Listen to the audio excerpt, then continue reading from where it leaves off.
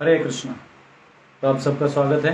आज स्पेशल एकादशी है तो थोड़ा कीर्तन करते हैं और फिर अपने कोर्स को जो हमारा स्टडी है, तीसरा सत्र है दूसरे अध्याय का, उसे जारी रखेंगे। नमः विष्णुपदाय कृष्णप्रेष्ठाय भूतले श्रीमते भक्ति वेदांत स्वामिनिति नामने नमस्ते सरस्वती देवे गौरवाणी प्रचारणे निर्विशेष शून्यवादी पाश्चात्य देशतारणे। इसमें मक्की भट्टा भी कैमरे पे हाँ ना, क्या प्रॉब्लम है? जय श्री कृष्ण चैतन्य, सैनिटाइजर मार दो उसके ऊपर। जय श्री कृष्ण चैतन्य प्रभु नित्यानंद श्री अद्वैत गदाधर शिवासादि गौर भक्तवृंद। हरे कृष्णा कृष्णा कृष्णा हरे हरे, हरे रामा राम राम हरे हरे, हरे कृष्णा कृष्णा कृष्णा हरे हरे, हरे राम राम राम हरे हरे, हरे कृष्णा कृष्णा कृष्णा हरे हरे, हरे राम राम राम हरे हरे, हरे कृष्णा कृष्णा कृष्णा हरे हरे, हरे राम राम राम हरे कृष्णा कृष्णा कृष्णा हरे हरे, हरे राम राम राम हरे हरे, हरे कृष्णा कृष्णा कृष्णा हरे हरे, हरे राम राम राम हरे हरे, हरे कृष्णा कृष्णा कृष्णा हरे हरे, हरे राम राम राम हरे हरे, हरे कृष्णा कृष्णा कृष्णा हरे हरे, हरे राम राम राम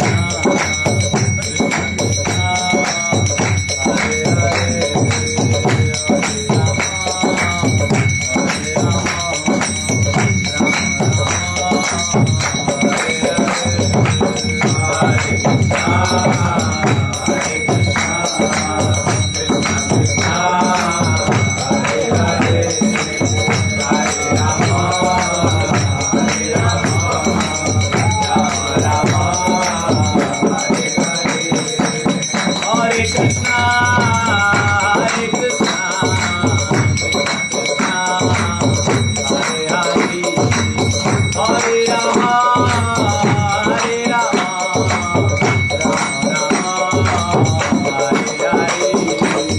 हरे,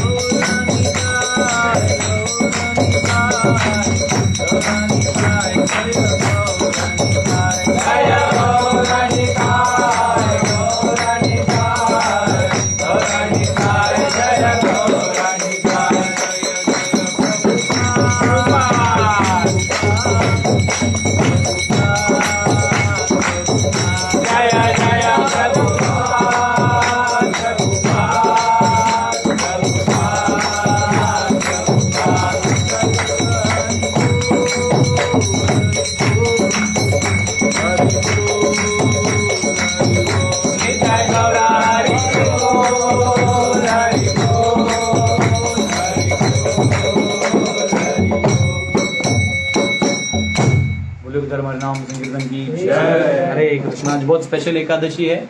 आज एकादशी में ही, द्वादशी में ही त्रयोदशी है, तो ये बहुत स्पेशल माना जाता है। इसमें कहते हैं 1000 गुना फल मिलता है एकादशी का। तो एकादशी कैसे करें? तो भगवान कहते हैं कि अन्न न खाएं इस दिन। अन्न यानी चावल, दाल, सब्जी, रोटी, हाँ, ये सब न खाएं, और केवल फल खा सकते हैं, जल ले सकते हैं, और कुछ ऐसी चीज़ें हैं जो आप ले सकते हैं फल के कनेक्शन में। और उससे भी बेस्ट है निर्जल एकादशी करें तो ज़्यादा फल मिलता है। ऐसे बहुत सारे हमारे ड्यूटी में निर्जल भी करते हैं, और ना हो पाए तो कम से कम जल और फल ले लीजिए।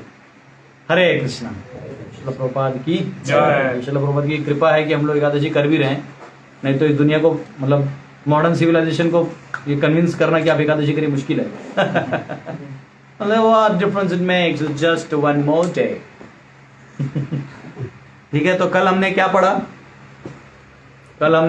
क्या सिद्धांत कल प्रूव हुआ? बताइए क्या क्या प्रूव हुआ कल? आपने वन लाइफ थ्योरी को क्या किया? वन लाइफ थ्योरी जो था, वन लाइफ थ्योरी यानी एक ही जीवन है, इस सिद्धांत का हमने खंडन किया। फिर क्या किया? पंचभेद को पढ़ा। पंचभेद क्या क्या है? जीव, ईश्वर, जीव प्रकृति। क्या क्या भेद हैं? जीव और ईश्वर का भेद मालूम होना चाहिए। अभी तक हम लोग धीरे धीरे वो पांचों भेदों को समझने का प्रयास कर रहे हैं, ठीक है ना? जैसे कल भी हमने देखा कि जीव और ईश्वर अलग अलग हैं। आज भी देखेंगे, बहुत सारा विषय आने वाला है। जीव और ईश्वर का भेद, जीव और जीव का भेद, प्रकृति का भेद। अब दो ईश्वर तो है नहीं तो उनका भी भेद पता है, दो ईश्वर है नहीं, ईश्वर एक है। हाँ, तो उसके बाद जीव और प्रकृति का भेद।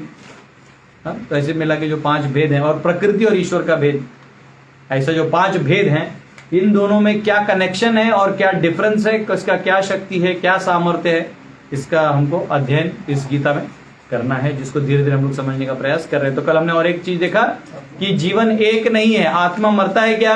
आप मर जाते हैं तो अस्तित्व खत्म हो गया? नहीं खत्म हुआ। इन्वर्टर भी गया? नहीं इन्वर्टर है।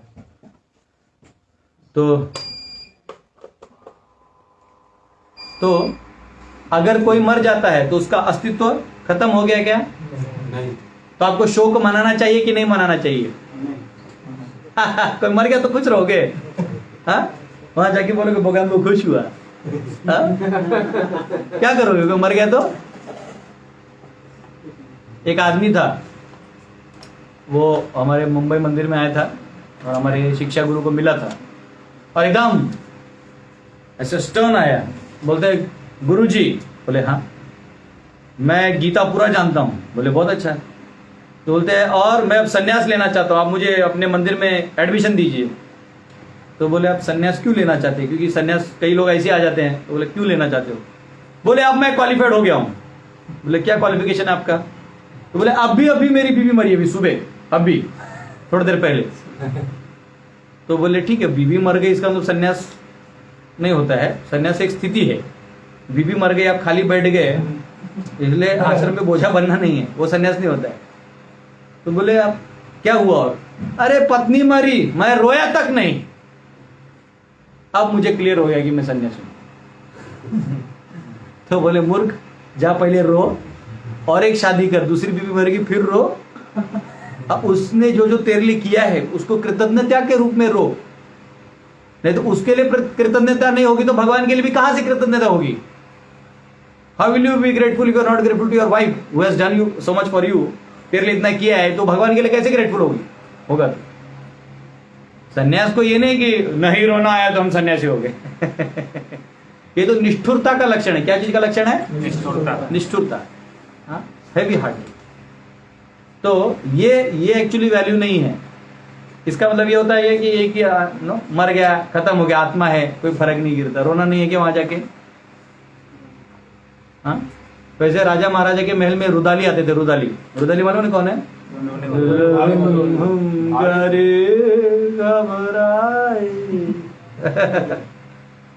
हाँ, वो रोते थे, रोने का टीम आता था। वो पेड़ होते थे, पेड़, पैसा दिया जाता था उनको रोने का।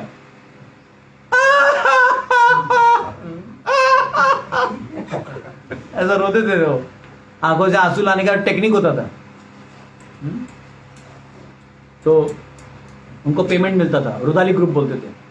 आप में से भी किसी को नौकरी वोकरी नहीं मिल रहा है तो देखो बहुत सारे राजा महाराजा भी बचे हैं, तो वो इसलिए रोने के लिए टीम लाना पड़ता है कि राजा लोग के जाने से किसी को फर्क नहीं गिरता, तो लोग खुश होते थे गया अब नया आएगा। समझ रहे हैं? क्या वो राजमहल में वैसे भी क्या होता है, लोग मिसयूज करते पावर का। जहां भी ज्यादा पावर आ जाता है तो लोग जनरली मिसयूज करते, तो वहां के लोगों के प्रति ज्यादा अफेक्शन नहीं रहता लोगों को, अनलेस राजा धार्मिक हो। तो वहां रोता नहीं ना कोई मरने के बाद, उस आदमी ने कुछ किया नहीं है। अब वो राजा को तो दिखाना पड़ता है कि नहीं नहीं बड़ा अच्छा राजा था तो उसके लोग पैसा देके लेके आते रोने वाले टीम। और फिर रोने और हंसने का एक चीज की है खासियत, वो कंटेजियस है। अगर आप ऐसे ही पागल की तरह हंसना चालू कर दीजिएगा तो आपके पीछे आपको देख देख के लोग हंसेगा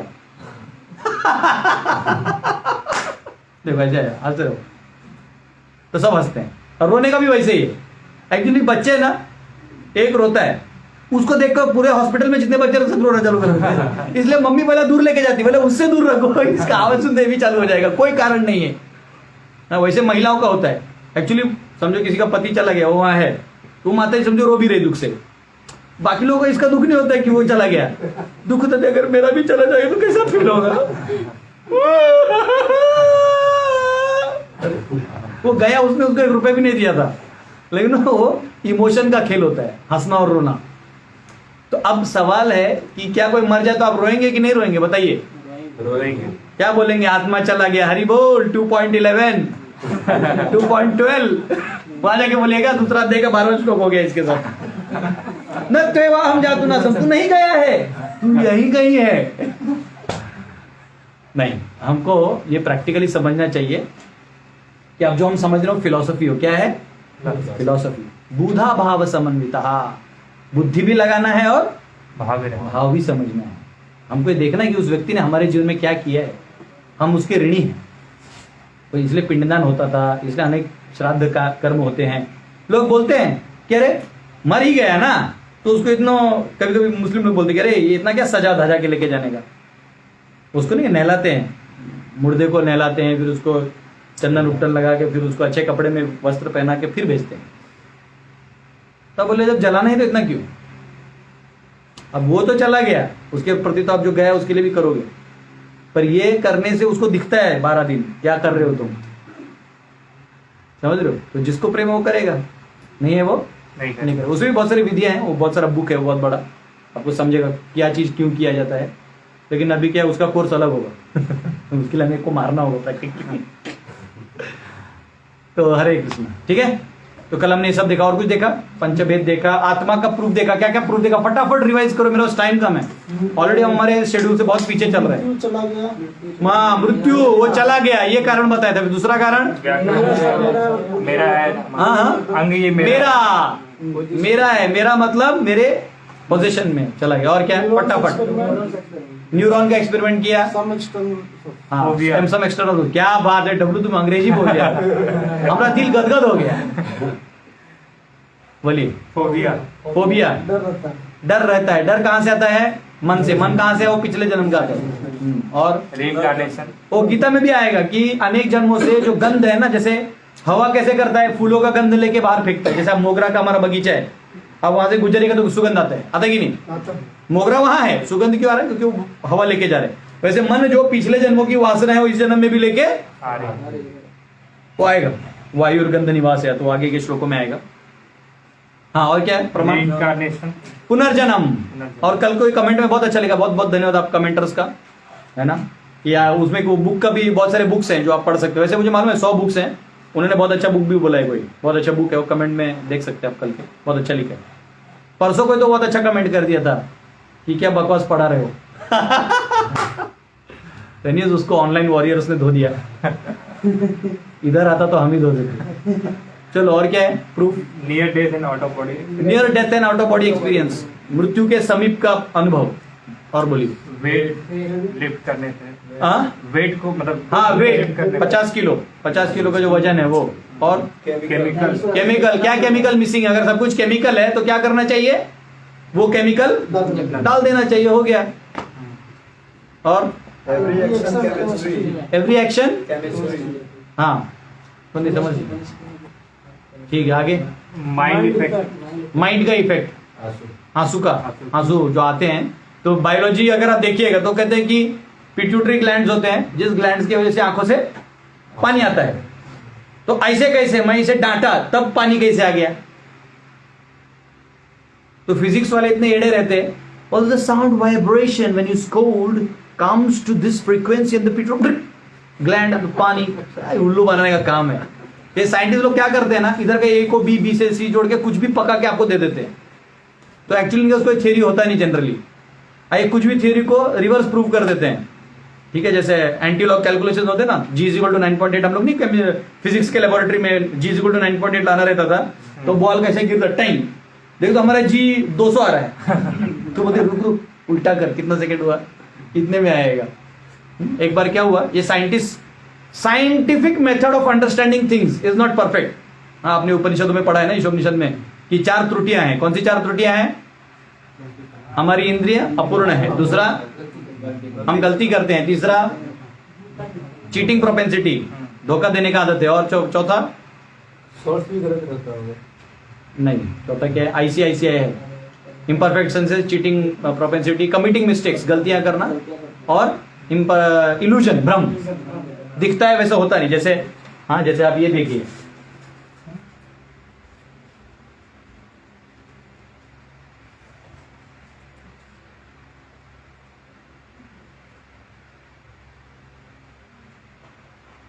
क्या है ये? ऐसा लग रहा है लड़का लड़की मिल रहा है, लेकिन ये क्या है? ये क्या हो सकता है? फ्लावर पॉट आप समझ रहे हैं? तो बोलने का चीज है। हाँ, हम पेंटिंग अच्छा करते हैं, तालियां बजाओ, तालियां कुछ गुरु जी को इंस्पायर करो तो इल्यूजन होता है, भ्रम होता है। तो साइंटिफिक मेथड ऑफ अंडरस्टैंडिंग में प्रॉब्लम क्या है कि वो कुछ ऑब्जर्वेशन तो कर लेते हैं, गलत नहीं है उनका, लेकिन वो एक लेवल के बाद समझ नहीं पाते, क्योंकि उनके लिए सिर्फ फिजिक्स दिखता है, एलिमेंट्स दिखते हैं। एलिमेंट्स को ड्राइव करने वाले जो मेंटल एनर्जी है, इंटेलेक्चुअल एनर्जी है, ईगो का एनर्जी है, सोल है, सुपर सोल है, इस सब का नॉलेज उन्हें नहीं है। टोटल एलिमेंट्स देखो कितने हैं, अभी सिर्फ ऐसे गिन ले तो, अर्थ, वाटर, फायर, एयर, ईथर, 5, मन, बुद्धि, अहंकार, आत्मा, परमात्मा। अभी ये 10 को ले लो, ये ज्यादा से ज्यादा है ना, ये 5 को स्टडी करते हैं, ये 4 को स्टडी करते हैं। ईथर को भी बहुत कम समझ पाते हैं लोग, ये 4 को समझते हैं, 6 को नहीं समझते हैं। तो इनका ज्ञान कितना पूरा हुआ, समझ रहे हो ना?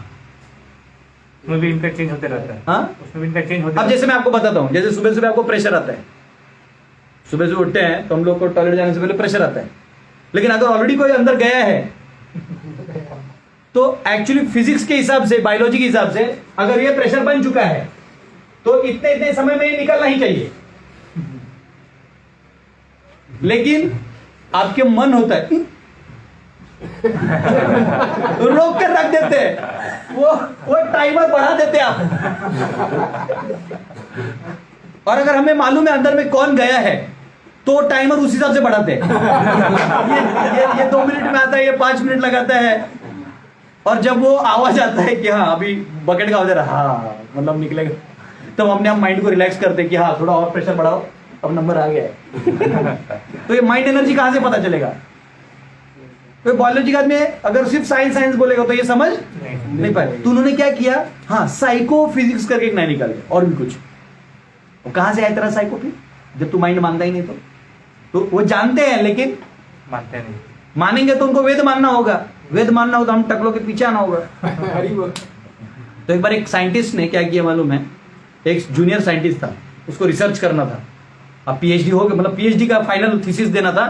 तो उसको उसका सीनियर जो साइंटिस्ट था, जिसका बाल झंगू पंगू टाइप था, तो बोला कि ठीक है कोई वो लेके आओ रिसर्च और उसको कर दो तुम सबमिट। तो बोला कि देखो अगर रिसर्च करना ही है, कुछ अजीब अजीब चीजों पे रिसर्च करना है तो इंडिया में जाओ, भारत में जाओ, वहां ना अजीब अजीब चीज होते रहते हैं, तो तुम्हें कुछ अच्छा मिल जाएगा, उसके भी रिसर्च करो तो अपना थीसिस को भी अच्छा मार्क्स मिलेगा। तो वो फ्लाइट लेके भारत में आता है, तो बोलता मैं शहरों में नहीं रहूंगा, दिल्ली छोड़ के निकल जाता है, बोलता मैं गाँव में जाऊंगा। तो गांव में जाते तो एक जगह ढाबा दिखता है, और ढाबा में देखता है तो बोलते हैं कि आई वांट अ ब्रेकफास्ट। तो बोलते हैं बाबू इसको जिलेबी विलेबी खिलाओ। तो वो आता है, वो जिलेबी देता है उसको, वो देखता है कि जिलेबी जो है वो ऐसा है। वो बोलता है wait a minute, this is a thick filament holding the syrup and closed from both ends. How did the syrup get in? Syrup अंदर गया कैसे? बोलते बस मेरे को मेरा प्रोजेक्ट मिल गया। वो बोलता है कुछ नहीं, इसको एज इट इज कांच में पैक करके भेज दो, सारा पैसा मैं दूंगा। वो बोलता है यार लोग खाते जिलेबी हाथ धो के जाते हैं, तू लेके जा रहा है। वो देता बाबू पैक कर दो रे, इसका पैक करके भेज दिया। वो गया और उसका जो यूएस में वो था पूरा रिसर्च लेबोरेटरी, उसके अंदर पूरा डाल दिया वो फ्रिज में, कि बचा रहे ना, एक एक करके निकालना ना, रोज उसको स्पेसिमेन पढ़ना है कि अंदर में सिरप गया कैसे।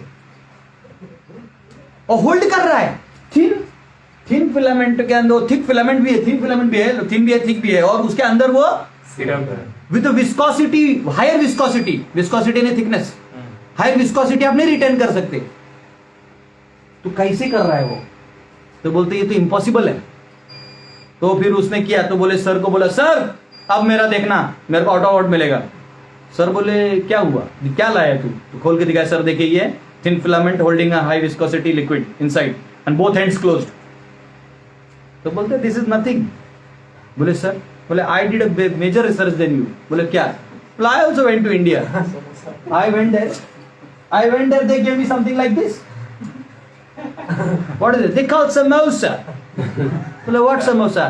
Outside packed roti, inside aloo going how? I am researching from last 20 years how the potato going in. तो इनका क्या होता है, प्रत्यक्ष प्रमाण होता है, ऐसा दिखा तो ही हुआ। हाँ? हमारे भारत में कोई कुछ बोल दिया ना आपको आके, तो हम पहले ये देखते कि ये ऐसा बोल रहा है, लेकिन इसको क्या किसने पीछे पिन मारा है कि ऐसा बोल रहा है, समझ रहे हैं ना? तो वो उसको नहीं समझता है। वेस्ट में वो डायरेक्ट आपसे बात करते हैं। सो इसलिए वो इंडिविजुअल रखते हैं, आपका अकाउंट अलग, इसका अकाउंट, बीबी का अलग। भारत में ऐसा नहीं रहता। बीबी मस्त मेकअप करके जाती है, फुल पेट भर के खाती है, निकल जाती है। रेस्टोरेंट का मालिक उसको पकड़ता तक नहीं, वो उसको पकड़ दे, भाई साहब आप बोलता अच्छा कितना का खाई है। वेस्ट में वैसा नहीं होता, आई पे माइन यू पे योर्स। फिर 2 मिनट में तोड़ के भी चले जाते, okay I don't know need you any more, I am going. Depression में रहते, उनको मेंटल साइकोलॉजी समझा ही नहीं है। वैदिक culture is full of understanding of all these elements. ये सारे एलिमेंट्स को समझने वाला वैदिक कल्चर ही है। वेस्टर्न कल्चर से चलिएगा तो वैसे का वैसे ही रह जाइएगा, चश्मा लगा के साइंटिफिक खोजते रहिएगा, कोरोना खोजिएगा जो है ही नहीं। हरे कृष्णा।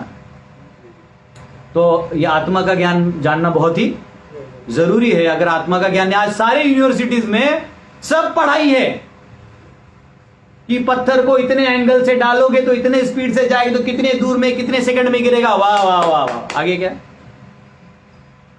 आगे क्या? आप ऐसे करोगे तो ऐसे होगा, वैसे अपना रिसर्च करके आप डाल दिए, पर उसका जीवन में फायदा क्या? आप में से कितने लोग लैम्बडा थीटा अपने जीवन में इस्तेमाल किए हैं? Lambda theta, sine, cosine. कौन खाते? रोटी और सब्जी खाते तो कोसाइन एंगल से खाता है। Cosine value should be so much.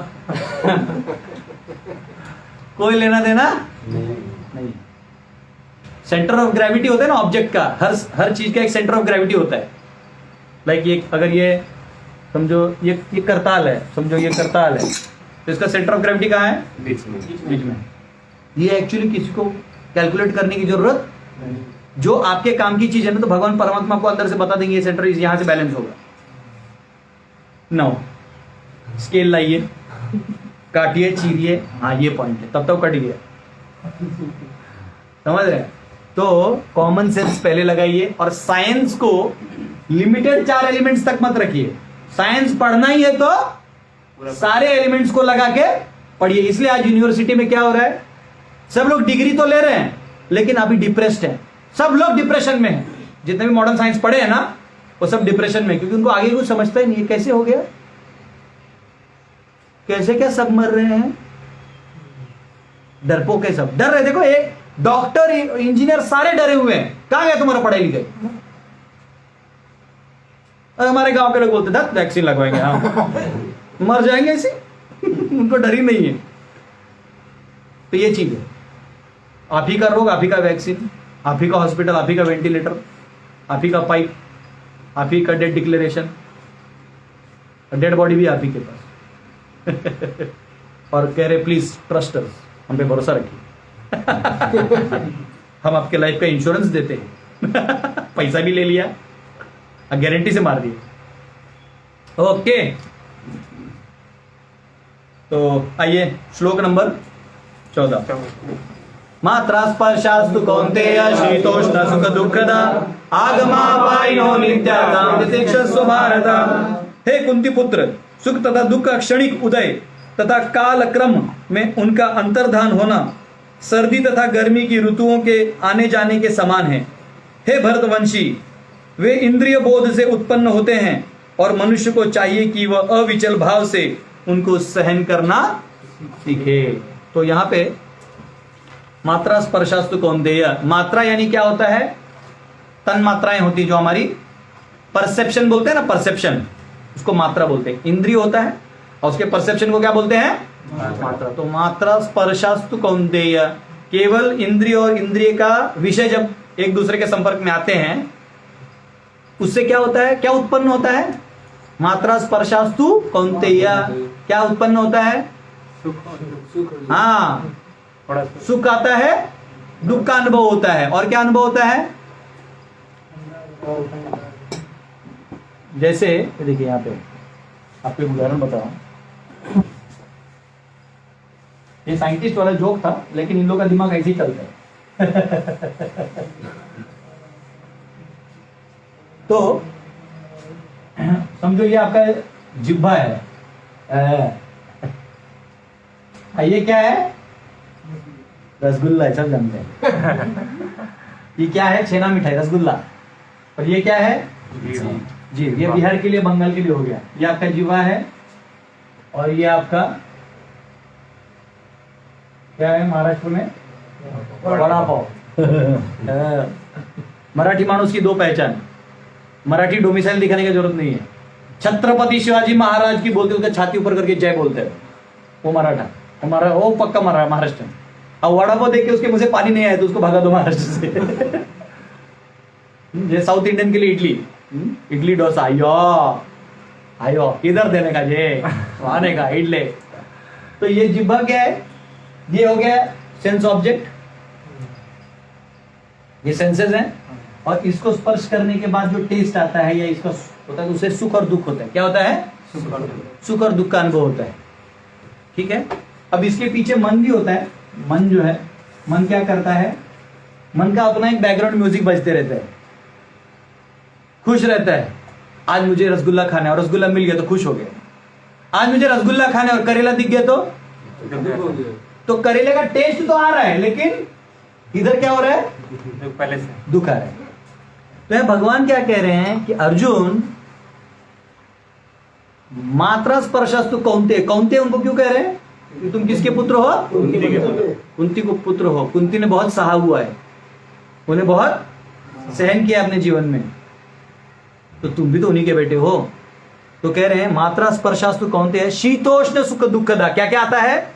शीत और उष्ण आते हैं, जैसे विंटर और समर आता है ना, शीत और गर्मी। उष्ण आता है।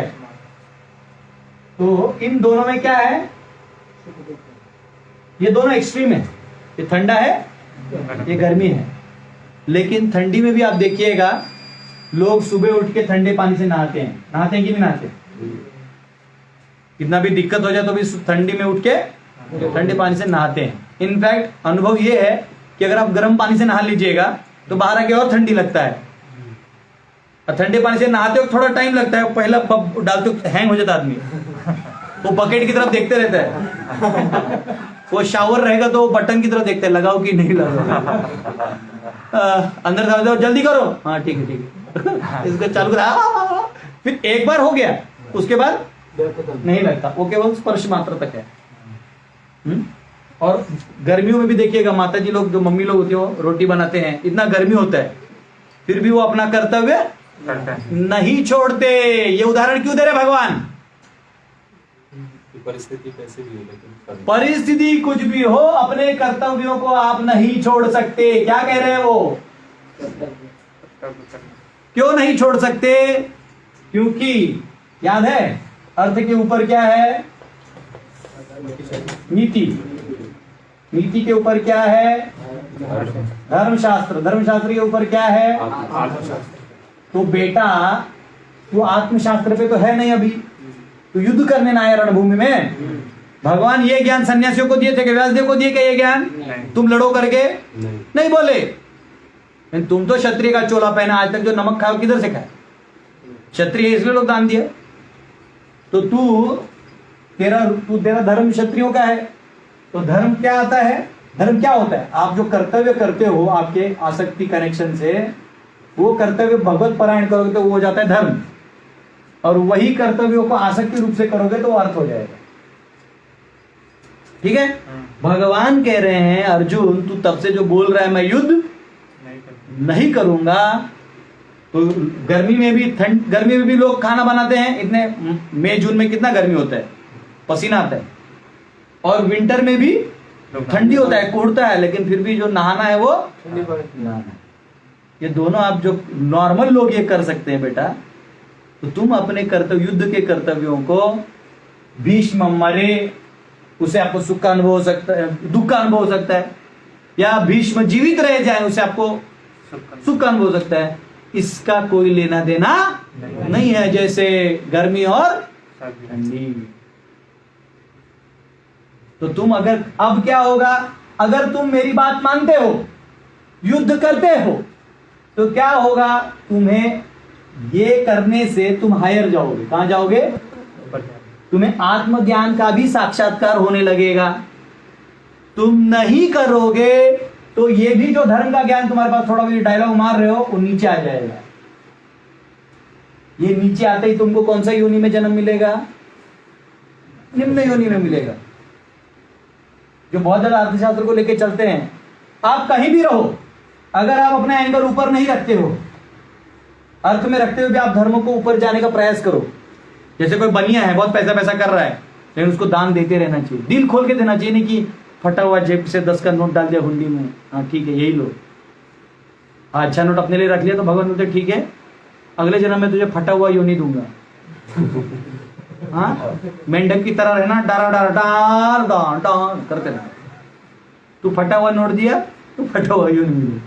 तो अगर आप जहां भी हो, अगर आप ऊपर नहीं उठ रहे हो, उद्धार नहीं कर रहे हो अपने आप का, तो आप गिरोगे।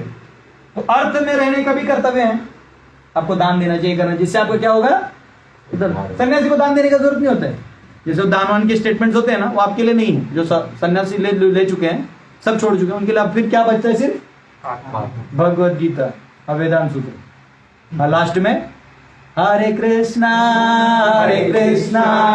कृष्णा कृष्णा हरे हरे, हरे Ram Ram Ram Hare Hare. The transcendental sound vibration is coming from the spiritual world। तो ये तब आप ऊपर जाओगे, नहीं तो क्या हो जाएगा? नीचे आओगे। तो कहते हैं अर्जुन मैं तेरे भले के लिए कह रहा हूं, युद्ध कर। समझ में आया? मात्रा स्पर्शास्तु कौन्तेय शीतोष्ण सुख दुःखदा आगम अपाइनो नित्यतां तितिक्षस्व भारत। आगम अपाइनो नित्य, यानी वो क्या करता है? आता है जाता है। थोड़ी देर के लिए सुख रहेगा, मतलब ये परमानेंट भी तो नहीं है। तो अभी वो जो सुख भोग लेगा नहीं युद्ध करने का, परमानेंट है? व्यवस्थित है। सुख का डेफिनेशन क्या है? आपकी इच्छा से वो उसको, हाँ आपकी इच्छा थी, एक कुछ भी इच्छा हो सकती है, लाइक कोई घातक व्यक्ति है, उसको लूटने की, चोर को लूटने की इच्छा, और लूट मिल गया तो खुश, और लूट नहीं मिला। लेकिन ये इसको बोलते हैं द्वंद्व। क्या बोलते हैं? द्वंद्व। जैसे किसी के दांत में दर्द हो रहा है, और वो अभी रास्ते से जा रहे डॉक्टर के पास, आपने बोला रुको रुको मुझे दवाई मालूम है, जड़ी बूटी खाओ ठीक हो जाता है। आपने उसका दांत ठीक कर दिया, तो आपने अच्छा किया बुरा किया? अच्छा किया, क्योंकि उसका दांत ठीक हो गया, दर्द ठीक हो गया। बुरा क्या किया? जिस डॉक्टर के पास वो जाके 5,000 रुपए डालने वाला था, तू बोला कौन है जी पीछे में रोक देता है। एक बार मुझे याद है, मैं गाड़ी लेके जा रहा था, अहमदनगर में मेरा प्रोग्राम था। अहमदनगर से भी आगे बीड़ से पहले कोई आष्टी करके कोई तो एरिया है, वहाँ पे मेरा प्रोग्राम था। तो मैं ही गाड़ी लेके जा रहा था। तो बीच में नगर के कुछ तो एक एरिया आता है, तो वहाँ पे राजनांदगांव जहाँ पे अष्टविनायक जी हैं, वहाँ पे ना कोई आदमी अपने परिवार के साथ हाथ दिखा रहा था। वो शायद उसका रिक्शा वाले से लड़ाई हो गई कि नहीं तेरा इतना ज़्यादा पैसा ले रहा है। मैं देखा तो हमने गाड़ी साइड में लिया, बोला कहाँ जाना है, तो बोलता ये जाना है। बोला बैठो, ज़्यादा दूर नहीं था, बोला बैठो। तो रिक्शा वाले बोला महाराज मेरा क्या होगा फिर, तुम पैसा दो नहीं तो। मैं बोला ये भी बात सही है भैया। तो मैं लिटरली धर्म संकट में था कि इसको लूं कि नहीं लूं, और उतना पैसा भी नहीं था कि इसको देके उसको ले लूं। मैं बोला क्या करूं। तो फिर लास्ट में वही आदमी सोचा कि महाराज मेरे वजह से फंस गया है। बोला नहीं महाराज अब मैं किसी और गाड़ी को रोकता हूँ। बोला ठीक है भाई, तुम लोगों के लड़ाई में कांच वाच फोड़ देगा तो मेरे गुस्से जाता है। तो अभी मैं कंफ्यूज हूँ कि मैंने लिया वो सही, नहीं लिया वो सही किया, गलत किया। अर्थशास्त्र फॉलो किया कि क्योंकि वो भी तो अर्थ ही बचा रहा था, सामने वाला पैसा बचाने के चक्कर में ना मांग रहा था, जान तो नहीं ना बचाने के मांग रहा था। तो क्वेश्चन हो जाता है। तो ये समस्या ऐसी आती है, तो इसको कहते हैं द्वंद्व। तो आप इस संसार में कोई भी काम करते हैं तो क्या है लास्ट में, आप अगर भीष्म को नहीं मारते हैं, बेसिकली आप ही विवस्त्र कर रहे हैं द्रौपदी को, क्योंकि बाद में दुर्योधन जीतेगा, विवस्त्र करेगा। तो तुम आगे क्यों नहीं देख रहे हो। तो अभी जो तुमको नहीं मारने की खुजली हो रही है ना, कंट्रोल कंट्रोल उदय कंट्रोल। तितिक्षवा क्या कहा गया है, अर्थ पढ़ो तो खोलो गीता। तितिक्षवा का क्या अर्थ है, पढ़ो। सहन करने का प्रयत्न करो, सहन करने का प्रयत्न करो, ठीक है। और यहाँ अर्जुन को और एक शब्द कहा गया है, क्या कहा गया है, भारता। दुष्यंत और शकुंतला का पुत्र भरत, उसका भारत। और उनका भी बेटे थे ना, क्या नाम उनका, ऋषभदेव, भारत। तो वो तो पूरा जम्बूद्वीप पे राज किए थे। तो ये कह रहे तुम इतने बड़े लीनियज से आते हो मेरे भाई, और तुम इतना से टॉलरेट नहीं कर सकते। एक घर की महिला जो रोटी बनाती है वो टॉलरेट करती है अपना काम करते हुए, और तुमका कर्तव्य नहीं हो रहा है, बड़ा शाइनिंग मार रहा है, हैं? कभी कभी किसी को सेवा दे दो, ये आपका सेवा है, वो नहीं करता है, उसको लगता है बहुत बड़ा, वो बहुत इंपॉर्टेंट है, जपा करेगा ना। बहुत सारे डिवोटीज के कारण रहते हैं। रोज मेरा जपा बचा था, मैं बोलता तू माला लेके आएगा। व्यक्ति है ना कारण बनाता है, कोई भी पति पत्नी को सेवा नहीं करना रहता है तो पति को कारण बनाता है, कभी पत्नी कारण बनाती है, माता बच्चों में भी ये रहता है। हाँ, बेटे का कर्तव्य आता है माँ को संभालने का, तो क्या बोलता है, ना ना बड़ी किटकिट करती है। अरे तो तू जो बच्चे में पैंट में हक देता था तो नहीं संभालती थी वो तेरे को। हाँ, स्कूल में तू टट्टी करके आ जाता था पैंट में, संभालती थी तेरे को, उल्टी कर देता था तभी वो संभालती थी। जब बूढ़ी होगी तो अब तेरा ध्यान देने का काम है, तो तू कहाँ है, तब तुझे बहुत डिसेंसी की बात आ रही है। तो ऐसा कोई भी कर्तव्य नहीं करेगा तो कहां गिरेगा, वो अपने निम्न योनियों की तैयारी कर रहा है, वो नीचे गिरेगा, उसका चेतना नीचे गिरेगा। ये कर्तव्य आप किसी पे उपकार नहीं कर रहे, ये कर्तव्य किसके लिए करना है, खुद के लिए। नॉर्मल लोग क्या सोचते हैं, नहीं हम नहीं करेंगे तो बीवी बच्चे क्या खाएंगे, दुनिया कैसे चलेगी। अरे वो कैसे न कैसे चलेगी, कर्तव्य हम उसके लिए नहीं करते हैं, हम कर्तव्य किसके लिए करते हैं, अपने उद्धार के लिए। कर्तव्य धर्म तब होगा जब आप वही कर्तव्य अपने लिए करोगे, अपने लिए मतलब उद्धार के लिए,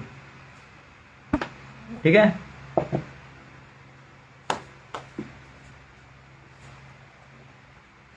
हरे कृष्ण। 2.15 यमहीना व्यथयन्ते ते पुरुषं पुरुषर्षभ समदुःखा सुखं धीरं सोऽमृतत्वाय कल्पते। हे पुरुष श्रेष्ठ अर्जुन, जो पुरुष सुख तथा दुख में विचलित नहीं होता और इन दोनों में समभाव रखता है, वह निश्चित रूप से मुक्ति के योग्य है। जो क्या करेगा, सुख और दुख के चक्कर में नहीं गिरते हुए क्या रखता है, समभाव रखता है, उसे कुछ नहीं होगा। तो यहाँ पे प्रभुपाद जी समझाते हैं कि सन्यास जो है ना वो बहुत पेन्स टेकिंग है। प्रभुपाद जी बोलते हैं कि सन्यास जो है वो क्या है, पेन्स टेकिंग, यानी बहुत ही कष्टदायी है। सन्यास क्यों कष्टदायी है, प्रभुपाद समझाते हैं, क्योंकि एक्चुअली ये लास्ट स्टेज है ना सन्यास का है। अब आप सोचोगे सन्यास मतलब हम सबको लाल कपड़ा लेना है क्या, नहीं। सन्यास एक चेतना की स्थिति है। इसकी स्थिति है चेतना चेतना की स्थिति। लाल कपड़ा तो वो गैंगमैन नहीं होते जो रेलवे ठीक करते हैं, वो लोग भी पहनते हैं। लाल तो बंदर का पिछोड़ा भी होता है, इसका तो सन्यासी थोड़ी है। सन्यास मतलब क्या? एक चेतना की स्थिति है कि ये सब जो दिख रहा है वो मेरा नहीं है। ये एक लेवल हो गया। इससे भी आगे वाला लेवल क्या है? ये सब जो दिख रहा है वो किसका है? कृष्ण का। ईशावास्यमिदं सर्वं यत्किंच जगत्यां जगत् तेन त्यक्तेन भुञ्जिता मा गृधा कस्य स्विद्धनम्। ये सब किसका है? तो युक्त वैराग्य क्या है? भगवान का है। भगवान की सेवा में लगा दो, उसको बोलते हैं सन्यास। फिर आप गृहस्थ आश्रम में भी हैं अगर, और आप गृहस्थ आश्रम में रहते हुए भी यही चेतना में जी रहे, तो आप क्या कहलाएंगे? सन्यासी कहलाएंगे। लेकिन आप लाल कपड़ा पहने हैं और ये चेतना में नहीं जी रहे, तो आप क्या कहलाइएगा? मिथ्याचारी। क्या कहलाइएगा? मिथ्याचारी। वो दूसरे तीसरे अध्याय में भी आने वाला, भगवान डांटने वाले हैं। मिथ्याचार से उच्चते, नौटंकी है जिसका दिखाने कोई और मन यहाँ चीटर।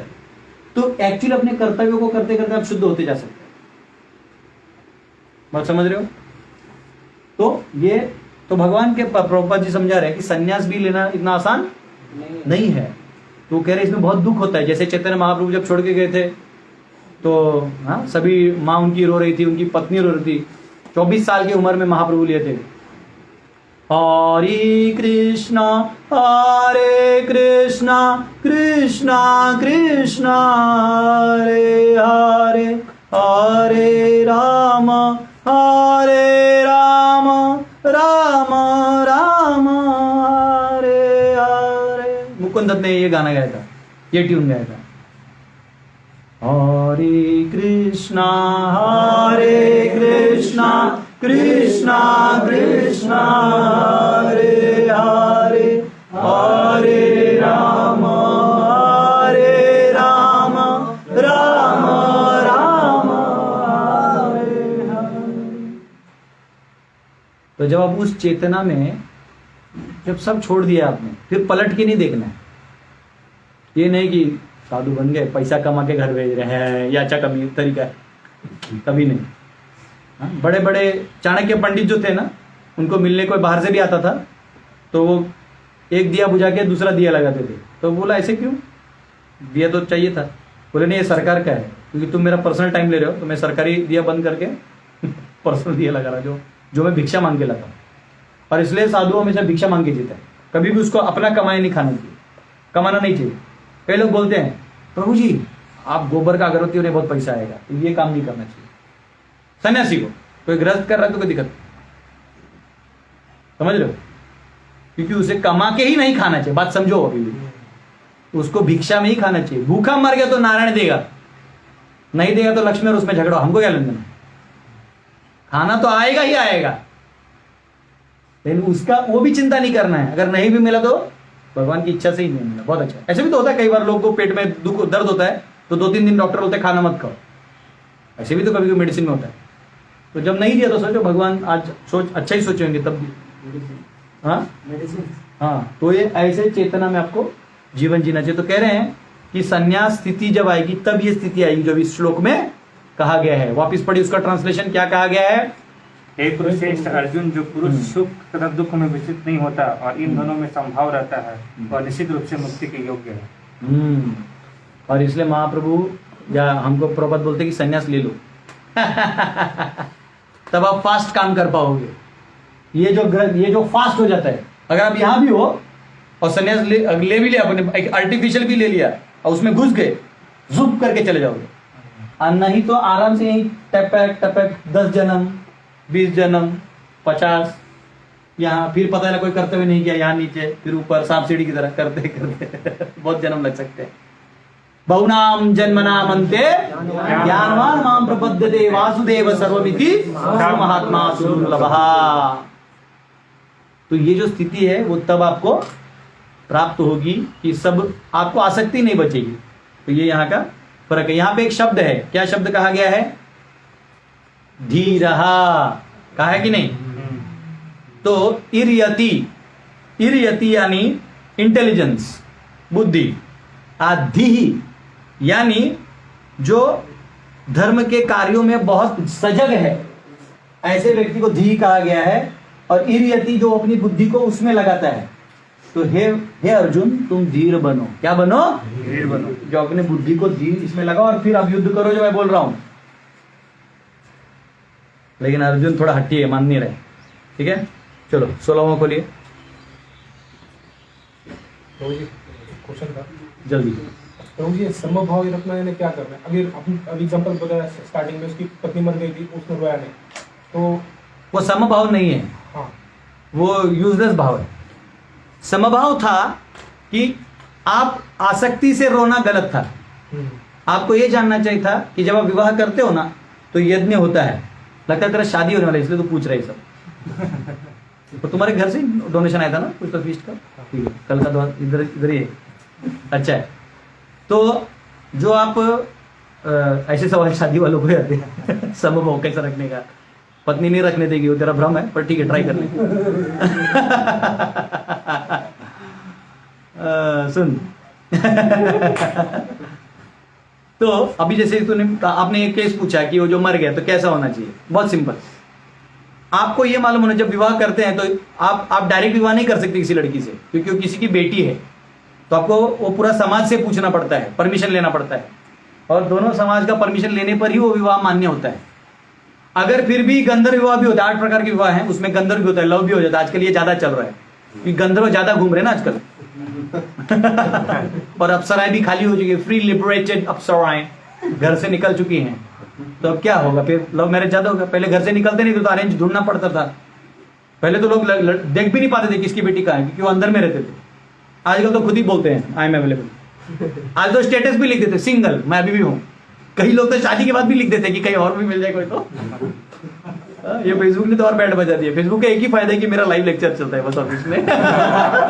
फेसबुक को इससे ज्यादा पुण्य मिलने का चांस थोड़ा कम है। जो वैष्णव का काम चल रहा है प्रभुपाद का, उसी में उसका फायदा होने वाला है।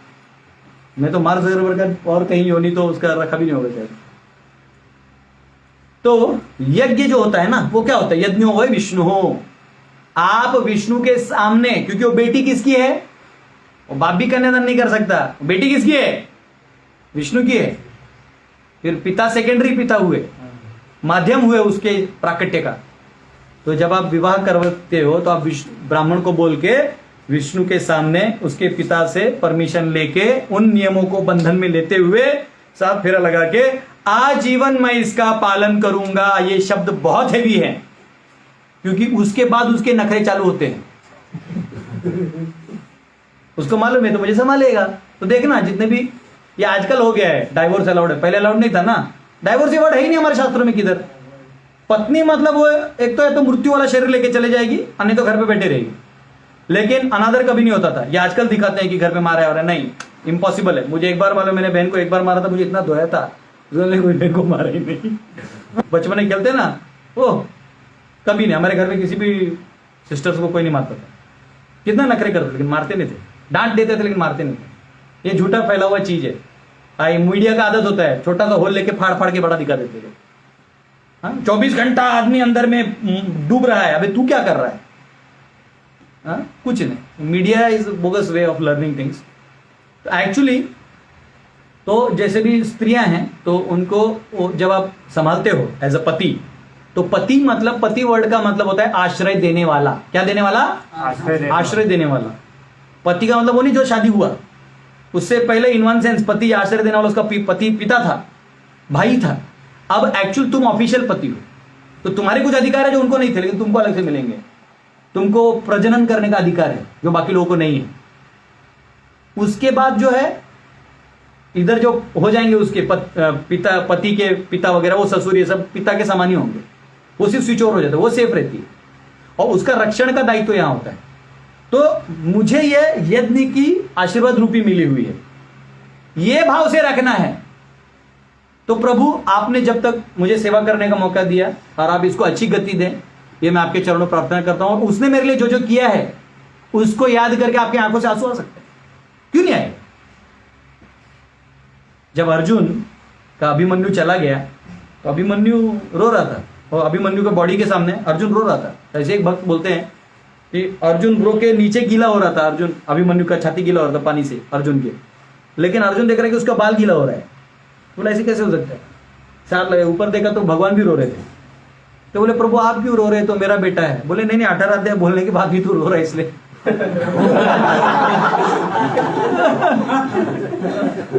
तो ऐसे नहीं कि हमें नहीं रोना है, हमें रोना आएगा। अगर आप सच में प्रेम किए हैं तो रोना आएगा। प्रेम ऐसे नहीं कि हमको नहीं करना चाहिए, प्रेम नहीं, हमको आसक्ति में फंसना नहीं है।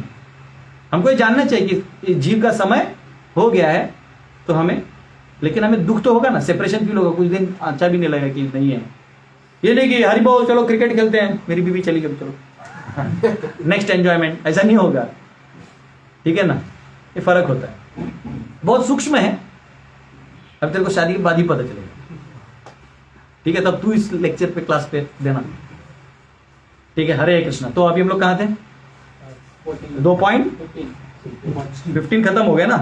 16 चालू करिए। ना सतो विद्यते भावो ना भावो विद्यते सतः उभयोरपि दृष्टवन्तः त्वन्नयो तत्वदर्शिभिः। तत्वदर्शियों ने यह निष्कर्ष निकाला है कि असत, भौतिक शरीर जो असत है, का कोई चिरस्थायित्व नहीं है, किंतु सत यानी आत्मा अपरिवर्तित रहता है। उन्होंने इन दोनों की प्रकृति के अध्ययन द्वारा यह निष्कर्ष निकाला है। ठीक है, अभी ये तो इसमें क्या है, मैं इधर लिख देता हूं।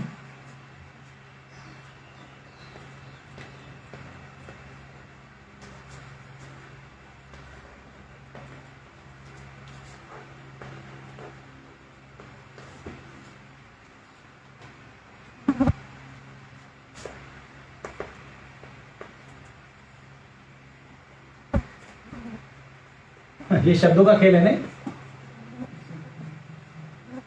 नासतो विद्यते भाव, हाँ, और आगे क्या है? ना भावो विद्यते सतः। तो असत क्या है? क्या असत है? अभी अभी अभी अभी भगवान किधर का बात कर रहे हैं? शरीर और आत्मा का, यानी जीव और प्रकृति का बात हो रहा है। बात समझ, अभी कौन से भेद का बात हो रहा है? जीव और प्रकृति का बात हो रहा है। वो क्या कह रहे हैं कि ये जो शरीर है, यानी अभी हम बॉडी लिख दे इसको, ठीक है, ये शरीर क्या है, इसको क्या नहीं है, ये भाव मतलब वो हमारे इमोशन वाला नहीं, भाव यानी नो एंड्योरेंस बोलते ना, जैसे एंड्योरेंस यानी उसको कोई ज्यादा कुछ करने का जरूरत नहीं है, वो अपने आप उसका एक साइकिल सेट है। क्या सेट है? साइकिल सेट है। जैसे उदाहरण के लिए कोई मनुष्य योनि में है तो अच्छा, उसमें वो पुरुष योनि में है, मेल योनि में है, तो क्या होगा? अपने आप बच्चा होगा, जब बड़ा होगा तो उसको अकल आएगी, उसकी जो अकल है वो वैसे वाली डेवलप होगी। मेरे को राजा बनना है, मेरे को ये करना है, पुरुषार्थ, उसका अपने आप वो बुद्धि, वैसे वो बुद्धि, उसका मन वैसे वो अपने आप उधर से ट्यूनिंग होते रहेगा। तो आपको कुछ करने का जरूरत है? एंड्योरेंस बोलते हैं इसको इंग्लिश में, वो इंग्लिश के ट्रांसलेशन आपको मिलेगा। एंड्योरेंस यानी क्या लिखा है आपने इसमें? परिवर्तनीय है ना, हाँ, स्थायित्व यानी परिवर्तन नहीं है। तो ये क्या है? No endurance. और ये क्या है? सतह। सतह कौन है? सोल, आत्मा। तो ये क्या करता है? ये अभाव है, यानी exist permanently despite changes in mind and body. मतलब सारे चेंजेस इसमें, ये नो एंड्योरेंस है ना, तो ये एंड्योरेंस हो गया, बराबर। तो एंड्योरेंस किसका? जो इसका एंड्योरेंस है, मतलब जो बाकी चीजों का चेंजेस हो रहा है उसके रिलेटिव में, इसका इस पे कोई फर्क नहीं है। इंग्लिश में उसको ऐसा कहा गया, इट एग्जिस्ट परमानेंटली, सतह है, हमेशा रहेगा, despite changes in mind and body. ठीक है, अभी वापिस वो ट्रांसलेशन पढ़ो तो समझिएगा। ट्रांसलेशन पढ़ो वापिस। तत्वदर्शियों ने यह निष्कर्ष निकाला है कि असत भौतिक शरीर का तो कोई चिरस्थायी तो नहीं है, किंतु सत आत्मा अपरिवर्तित रहता है। उन्होंने सत आत्मा अपरिवर्तित रहता है।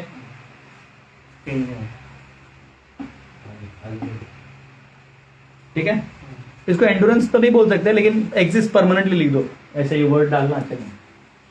तो प्रभुपाद ने लिखा है वो लिखते हैं, नहीं तो आपको कंफ्यूजन होगा।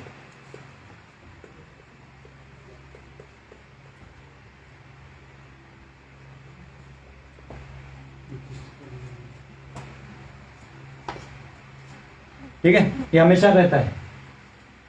आगे क्या लिखा है, आगे और कुछ लिखा होगा ना। उन्होंने ये दोनों प्रकृति और के अध्ययन द्वारा यह निष्कर्ष निकाला है। तो अभी विष्णु पुराण में आता है, ये प्रपद ने तात्पर्य में भी शायद लिखा है ना, शायद लिखा है विष्णु पुराण में 2.12.38 में आता है, ज्योतिषी विष्णुर्भवनानि विष्णुर्वनानि विष्णुर्गिरयो दिशश्च नद्या समुद्रश्च स एव सर्वं यदास्ति यन्नास्ति च विप्रवर्या। विष्णु इज द प्लैनेट्स, ग्रह कौन है, विष्णु ही है।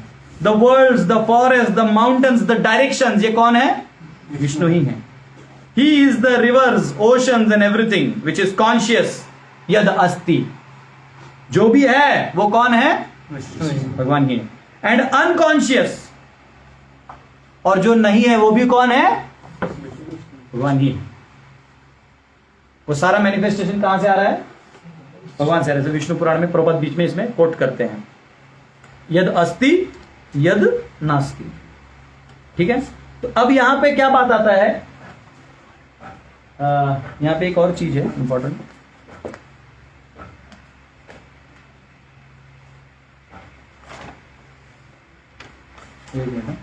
और एक विष्णु पुराण का वर्ष इसमें आता है, वास्तव अस्ति किम कद्रचित आदि मध्य पर्यंत हीनम सततैक रूपम। Is there any object anywhere which has no beginning middle or end and remains continue in one form. तो ऐसा कोई आइटम है नहीं। ठीक है,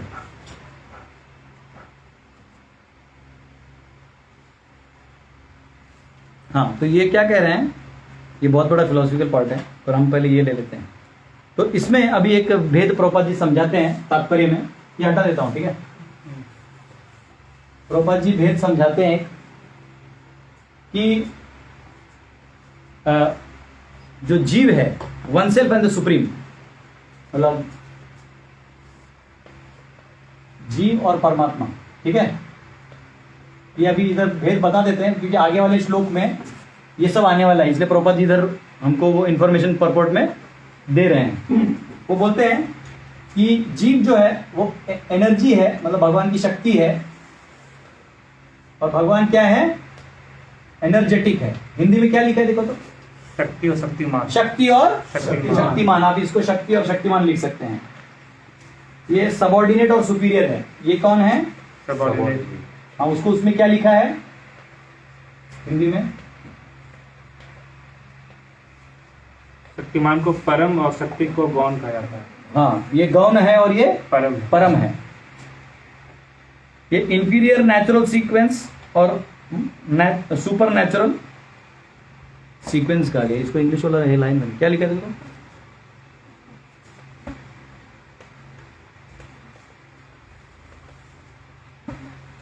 इंफीरियर और इसमें कहा गया है सुपीरियर नेचर। ये इंग्लिश में लाए क्या कोई, नेचुरल में शॉर्टकट लीजिए।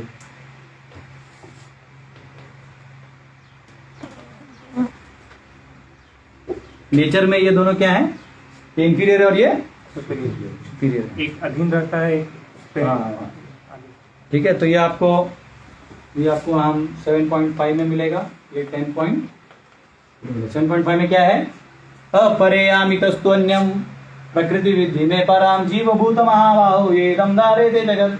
10.8 में क्या मिलेगा, अहम सर्वस्य प्रभवो मत्ता सर्वं प्रवर्तते इति मत्वा भजन्ते मां बुधा भाव समन्वितः। ये इल्यूजन में है, ये कहां में है, ब्रह्म में है। ये क्या है, और ये इल्यूमिनेटर है। ये क्या है, ये प्रकाश देने वाला है, और ये ब्रह्म में रहने वाला है। तो ये भेद यहां पे बताया गया है। ठीक है,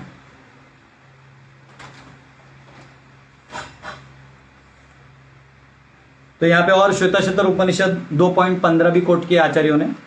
वो कहते हैं कि जब योगी है उसको पता चलता है कि unborn unchanging pure lord with all his ornaments realises the supreme Brahman through realisation of atma like lamp attains liberation from all bondage. जब उसको पता चलता है कि भगवान भी हैं साथ में, तो वो सारे इससे मुक्त हो जाता है। ठीक है, अच्छा, बृहदारण्यक उपनिषद में कहा गया है असंगो ही अयम पुरुषः, इसका बात कहा गया है। बृहदारण्यक उपनिषद 4:3-15 में कहा गया यही वाक्य। बृहद अरण्यक उपनिषद आप नोट डाउन कर सकते हैं। कौन सा श्लोक है? 4:3-15 में आता है असंगोयम पुरुषः, यानी आत्मा जो है वो इनसे अलग है, इनका अलग अस्तित्व है, इसको एक मत समझो। कई बार देखो देहात्म बुद्धि वाले लोग क्या करते हैं, मैं बताता हूं। देहात्म बुद्धि के जो लोग होते हैं ना, जिनको मतलब ये सब का ज्ञान नहीं होता है, वो हर चीज बोलते हैं मैं उठा, मैं खाया, मैं पिया। उसे क्या पता चलता है कि उनकी चेतना कहां लगी हुई है? जैसे ये शरीर है, ठीक है, ये मन बुद्धि सूक्ष्म शरीर है, ये आत्मा है। वो क्या बोलता है? वो उसकी चेतना यहां तक है ना, विकसित नहीं है। वो क्या बोलता है? मैं खाया, मैं पिया, मैं सोया। और जो थोड़ा विकसित हो जाता है, मानसिक स्तर पे आ जाता है, वो बोलता है आज मेरे जिह्वा ने बहुत अच्छा टेस्ट किया, आज मेरे त्वचा ने अच्छा स्पर्श किया, क्योंकि इस स्तर पे है। जब वो आत्मा के स्तर पे आएगा तो बोलेगा अरे मेरा मन बड़ा ही दुष्ट है, ऐसे ऐसे सोच रहा है। दुष्टमान तुम्ही की से वैष्णव, क्यों? क्योंकि वो इस लेवल पे है, तब वो ऐसा गा रहा है। जो कवि होते हैं ना, मॉडर्न कवि, जो सिर्फ देहात्म बुद्धि वाले होते हैं, वो सिर्फ ये नदियां, इनको देख के मुझे आनंद आया। इसका मतलब क्या है? वो किधर है? दिल में, आध्यात्म बुद्धि में। और जो थोड़ा अंदर है ना, वो थोड़ा अलग बोलेगा। वो बोलेगा कि ये जो मेरा मन है, ये जो मेरे इंद्रिय हैं, ये नचा रहे हैं इस दुनिया। वो कभी ऐसी कविता लिखेगा, वो कविता से पता चलता है वो कितने लेवल पे है। अब बात समझ रहे?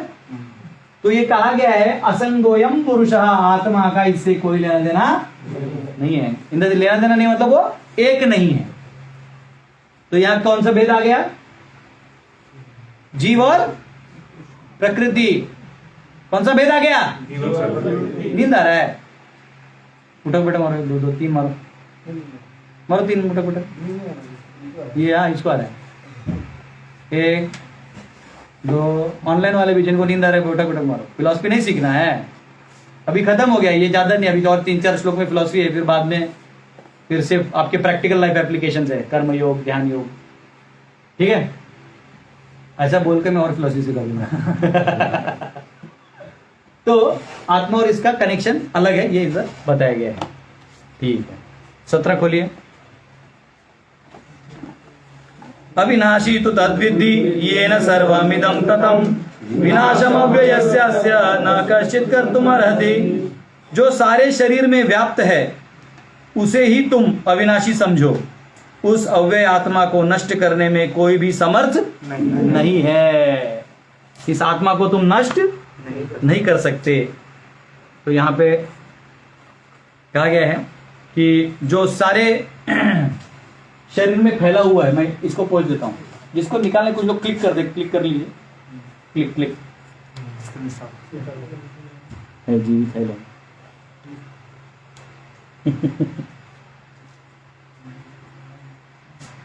हरे कृष्णा।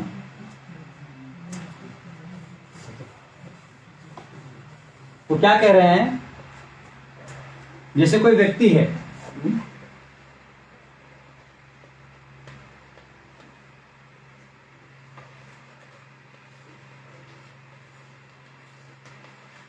ठीक है,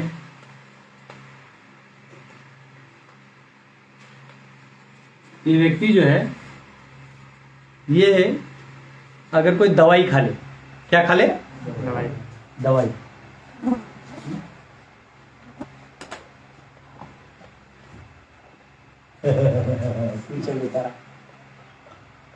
ठीक है, अब ये क्या खाएगा? दवाई। दवाई कहाँ जाएगा? पेट में। लेकिन ये दवाई क्या करेगा? ये अपना सारा असर कहाँ कहाँ लगाएगा? समझ रहे हैं ना? तो प्रपोज बताते हैं जैसे दवाई का अंदर जाते वो अपना इफेक्ट पूरे शरीर में डालता है, वैसे ही जो अविनाशी है, कौन है अविनाशी? आत्मा। तो आत्मा का जो चेतना है, इफेक्ट है, वो कहां तक है? पूरी बॉडी।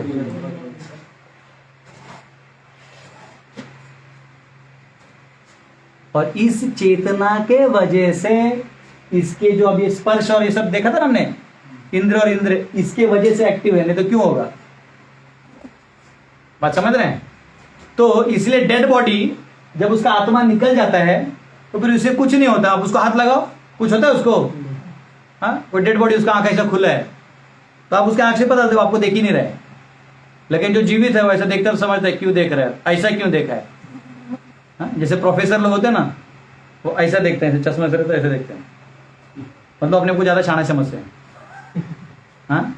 जो भोला भाला होता देखता है, समझते भोला भाला है। हाँ? कोई ऐसा लगाते ऊपर में, मतलब अपना एटीट्यूड दिखा रहा है। तो आंखों से आप सब बता सकते हो, इतना है। वो नाक को कितना ऊपर करके चल रहा है, उसे पता चलता है कितना घमंडी है।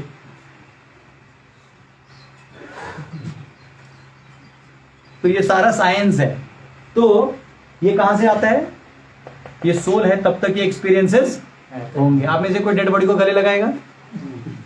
हाँ? हमारे श्याम प्रभु का अनुभव है। एक बार वो ट्रेन में जा रहे थे, बड़े खुशी खुशी से आ रहे थे यहाँ पे, खाने के लिए उन्होंने बहुत पैसा नहीं था तो कुछ तो जमा करके एप्पल खरीदा। एप्पल खरीदा और एप्पल को साइड में रखा। अब खाएंगे, उतने में जो साइड वाला आदमी था वो मर गया, जो ट्रेन में ही, और वही एप्पल पे गिर गया। इसको एक दिन का पूरा भूख लगा था, एप्पल भी सामने है, लेकिन खाए कि नहीं खाए। लेकिन शाम तो शाम है, लास्ट में धोखे खा लिया। डेड बॉडी का कोई फोन नंबर नहीं था, कौन है पता नहीं। जो स्टेशन में जब उसको लेने आए तब देखा तो डेड था। अब वो किसको था पता भी नहीं ना, किसका है वो, कौन है, रिश्तेदार है, तो वो तो बाद में पता चलेगा। वो लेटा, उसको लेटा दिया, वो साइड में बैठ के एप्पल खा रहा है। तो मैटर तो बहुत सारा डेड है, लेकिन उसका इफेक्ट नहीं होता, क्योंकि सोल है ना, ये एनर्जी है। तो आपको अभी आगे वाले श्लोकों में आएगा, आश्चर्यवत सब जगह सोल है, सब जगह सोल है आपके शरीर में। अब ये दिखने वाला मेन एक सोल है, इसमें जितने भी कीड़े हैं, ये हैं, वो सब है, soul soul soul soul soul. Actually भगवान को सब सोल सोल सोल दिखाई देते हैं, हमको क्या दिखता है? सब बॉडी बॉडी बॉडी बॉडी। इससे पता चलता है हम कहां पे हैं, हम देहात्मिक। जब हम आध्यात्मिक बुद्धि में आ जाएंगे तो हमको भी सब जगह क्या दिखाई देगा? अरे ये पेड़ है, बद्ध है, दया है। कोई सुंदर स्त्री भी दिखे तो बोले अरे बद्ध है, सौंदर्य में बद्ध है। अभी क्या लगता है?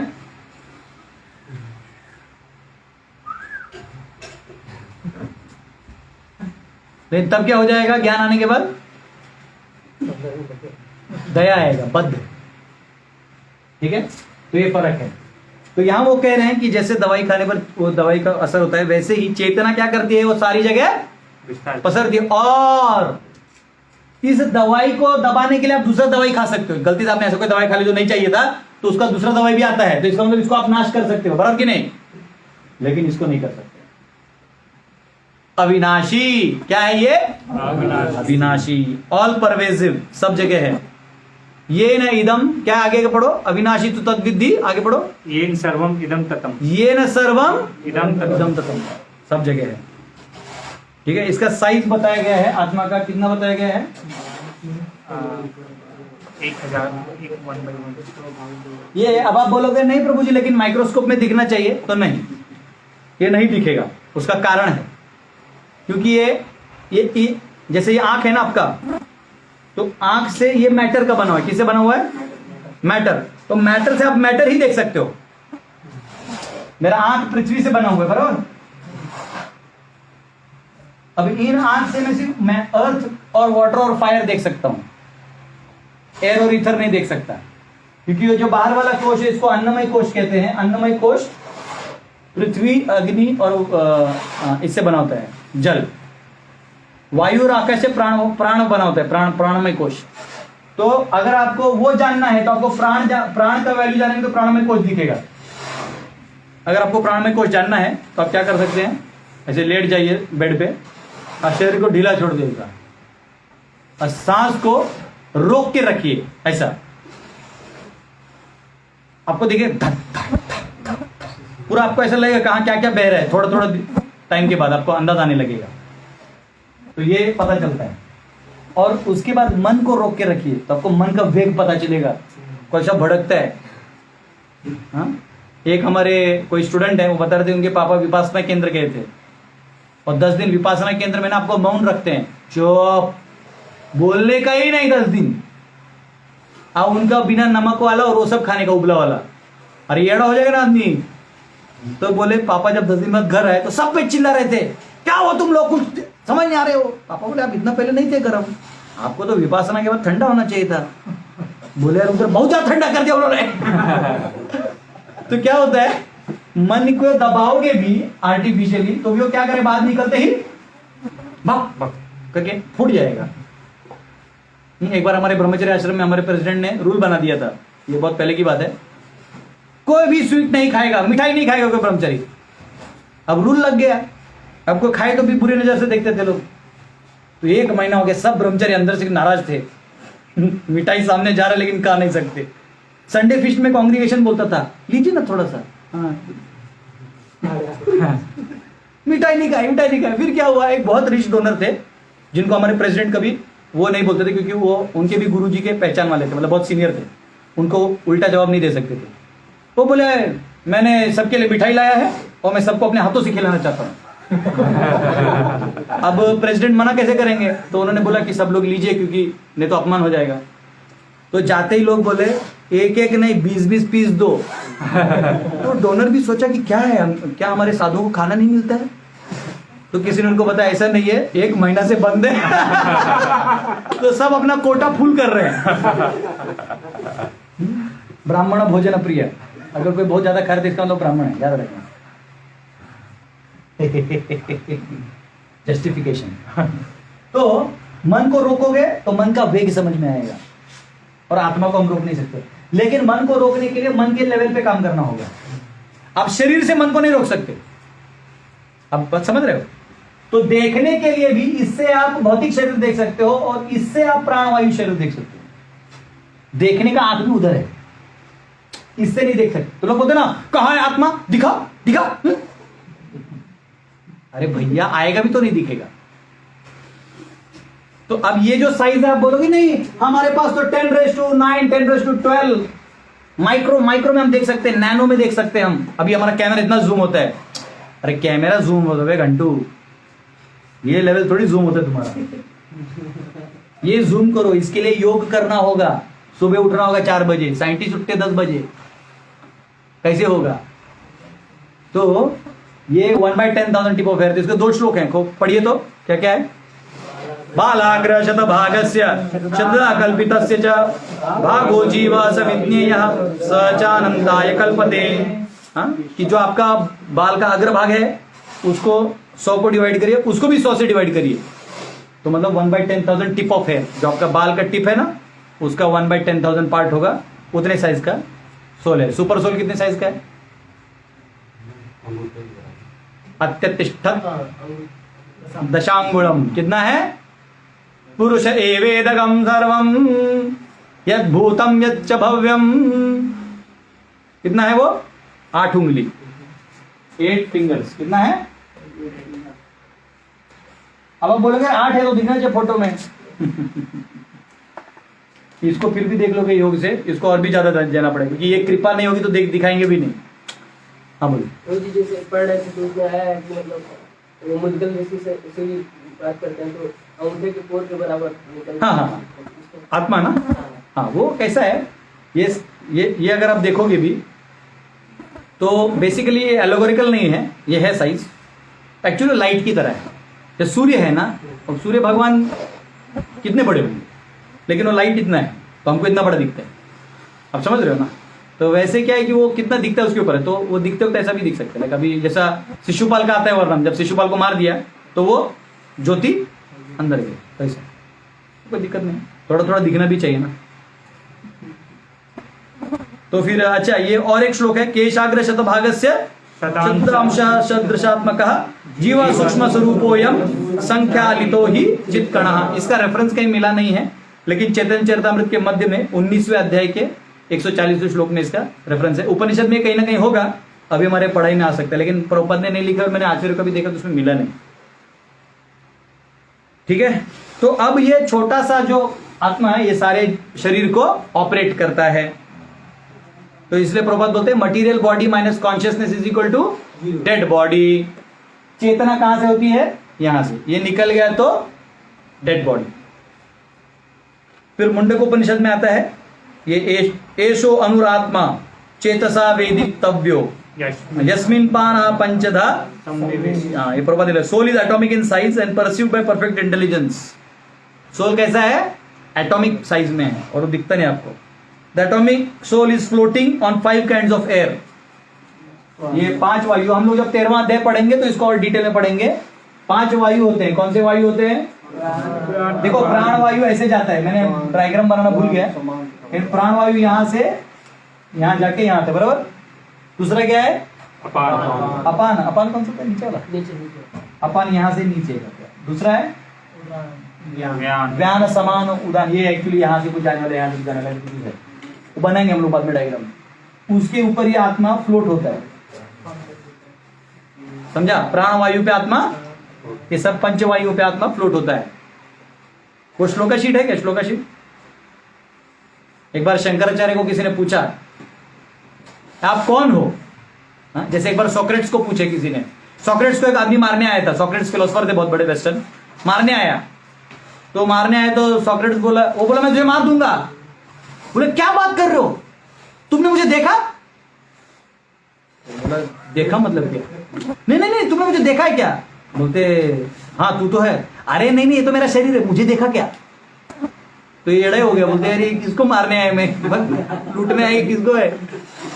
सोक्रेट्स ऐसा फिलोसफर था कि उसकी बीवी उससे बहुत परेशान थी। देखो शादी के बाद है ना बाय डिफॉल्ट फिलोसफर बन जाते हो। पत्नी अच्छी मिली तो आपको गीता पढ़ाएगी तो फिलोसफर हो जाओगे। पत्नी टेंशनदायक मिली तो आप खुद जाके किसी से गीता पढ़ लोगे तो इधर उधर फिलोसफर बन जाओगे। तो जब सोक्रेट्स एक बार अपने दोस्त को लेके आए, फिलोसफर दोस्त लोग आते रहते थे घर पे, तो घर पे आके तो मालूम है ना मुफ्त का चाय रोटी खा के जाएगा। तो बीवी बड़े परेशान रहती थी। तो वो जब आया ना, तो जब दोस्त को लेके आए तो ऊपर से गाली देने लगी। हाँ लाइए और लोगों को लाइए, इसी को क्यों, और 4 लोगों को लाइए, मैं तो खाली बैठी हूँ, चिल्ला रहा था ऊपर से। तो सोक्रेट्स ऊपर देखा अपने दोस्त को, बोला अंदर चल चुपचाप। अंदर गए, ये लोग बात किए 2-3 घंटा। फिर बाहर जा रहे थे तो उसको और गुस्सा है, मेरा बात नहीं माना। तो उसने एक बकेट पूरा पानी डाल दिया सोक्रेट्स और उसके दोस्त के ऊपर। तो वो अपने दोस्त को बोला before rain there is thunder storm. Thunder storm हो गया, अब रेन, टेंशन होती, तुम जाओ। तो सोक्रेट्स भी एक बहुत अच्छा फिलोसफर था। वो आत्मा जानता था, शायद परमात्मा ढूंढ रहा था। हाँ? तो यहां कहा जाता है ये पंचवायु में ये बैलेंस होते हैं। तो हम उसको स्टडी करेंगे 13वां अध्याय में, ज्यादा डिटेल में स्टडी करवाऊंगा। और यहाँ कहा गया कि हाँ एक बार शंकराचार्य को किसी ने पूछा, तो ये पढ़ रहा था ना आपके लिए। तो ये आप लोग सुबह श्लोका में गाते हैं ना, तो ये बहुत सुंदर है। तो शंकराचार्य ने जवाब में क्या कहा? मैं कौन हूं? मनोबुद्धि अहंकार चित्तानि नाहं, न च श्रोत्र जिह्वे न च घ्राण नेत्रे न च व्योम भूमि न तेजो न वायु चिदानंद रूपा शिवोहम शिवोहम। न मैं आँख हूं, न कान हूं, न नाक हूं, न मैं कुछ हूं। जो दिख रहा है वो मैं नहीं हूं और मैं हूं वो चिदानंद रूपा शिवोहम। कह रहे न च प्राण संज्ञो न वै पंचवायु, ये 5 वायु भी मैं नहीं। न वा सप्त धातु न वा पंचकोशा, ये 5 कोश भी मैं नहीं। चिदानंद रूपा शिवोहम शिवोहम। मदो नैव मे नैव मात्सर्य भाव, न मुझे किसी का मद है न मात्सर्य भाव है मेरे में। क्योंकि वो कहां से आता है? वो इधर से आता है, वो मेरा है ही नहीं। न धर्मो न चार्थो न कामो न मोक्ष, जो लैडर बताए ना अरे ये सब कब काम का है? जब तुम यहां हो। मैं यहां हूं ही नहीं। चिदानंद रूप शिवोहम शिवोहम। हाँ वो लिखते न मे द्वेष रागौ न मे लोभम, हो मुझे द्वेष राग ये शब्द नहीं है। न पुण्यम न पापम न सौख्यम न दुःखम न मंत्रो न तीर्थम न वेदा न यज्ञ। अहम भोजनम नैव भोज्यम न भोक्ता। ना मैं खाने वाला हूं, ना मैं किसी का भोजन हूं, ना मैं कुछ नहीं हूं, ना मैं मंत्र हूं, ना तीर्थ हूं। मैं क्या हूं? चिदानंद रूपा शिवोहम। और अच्छा क्लियर, कितना क्लियर कह रहे हैं? न मे मृत्यु शंका, न मे जाति भेदा। जात किसको है? मृत्यु की शंका किसको है? जो मरने वाला है। आत्मा मरता है? नहीं। शरीर मरता है? अरे शरीर कैसे मरेगा?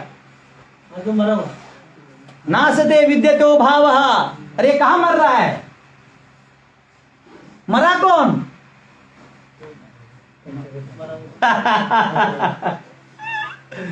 ये क्या है? दीवाल है। क्या है? जीवित है, मरा हुआ है? मरा हुआ है। अब मैं ये क्या लेके मारूं इसको? पेन कौन सा खराब है? ये लेके मैंने मार दिया इसको, समझो। ये सब मार दिया, क्या हुआ? उसको लगा? नहीं। उसको लगा क्या? वो तो डेड बॉडी है। अब मैं किसी और को मारता हूं, इधर तेरा शादी होने वाला ना, तो बाद में मार खाने का आदत हो जाएगा। अब देखो ये क्या है? ये क्या है? आ गया कैमरा मारता। ये क्या है? बॉडी है। क्या है ये? बॉडी। ये क्या है? बराबर है। ये मैंने इसको मारा, लगा? बोर्ड को मारा, लगा? इसको मारा, लगा? बॉडी बिल्डर है, मारेगा। रिटेलिएट में मेरे को लगेगा। लगा क्या? लगता है। क्यों लगा? अच्छा नहीं लगा, लगा। चिमटा लगा कि नहीं? तो ये तो बॉडी है, तो लगा किसको? आत्मा को लगता है? तो लगा किसको? चल बैठ नीचे। तो इसके लिए रेगुलर लेक्चर करते रहिए। इधर मक्खी बैठ गया, तुम इसको सैनिटाइजर मारो, नहीं तो पता चला मक्खी दिख रहा है कैमरे में, बोर्ड की तरह ब्लर दिख रहा है। अभी मेरे को पता चला ब्लर क्यों दिख रहा है। न मे मृत्यु शंका, न मे जाति भेदा, पिता नैव मे नैव माता न जन्मः, न बंधुर न मित्रम गुरु नैव शिष्यः, चिदानंद रूपा शिवोहम। अहम निर्विकल्पो निराकार। निराकार मतलब किस आकार की बात को विरोध कर रहे हैं? निराकार रूपो विभुर्व्याप सर्वत्र सर्वेन्द्रियाणाम, चिदानंद रूपः शिवोहम शिवोहम। अच्छा मरता कौन है फिर? तो आप लोग कमेंट में लिख के बताइए कि जब शरीर नहीं मरता, आत्मा नहीं मारी जा सकती, तो मरता कौन है? हरे कृष्णा। ये आपके लिए होमवर्क है, कल कमेंट में लिख के भेजिए। और मैं आपको बहुत ज्यादा हो गया, ऐसे क्यों हो गया? आज कुछ ज्यादा लग रहा है। आज ज्यादा हो गया क्या? कोई दिक्कत नहीं, चलो ठीक है। तो इसके लिए ऐसा कहते हैं कि अगर आपको इसको बैलेंस करना है तो हठ योग परफॉर्म करना पड़ता है, कुंडली जागृत होती है।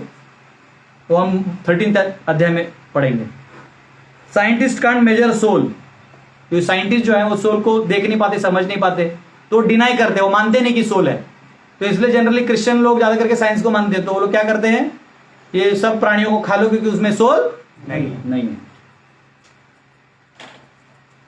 और लेकिन यहाँ पे साइंस ये मानता है कि जो कॉर्पसल्स होते हैं, जो ऑक्सीजन कैरी करते हैं, वो कहां से पंप होने की बात करते हैं?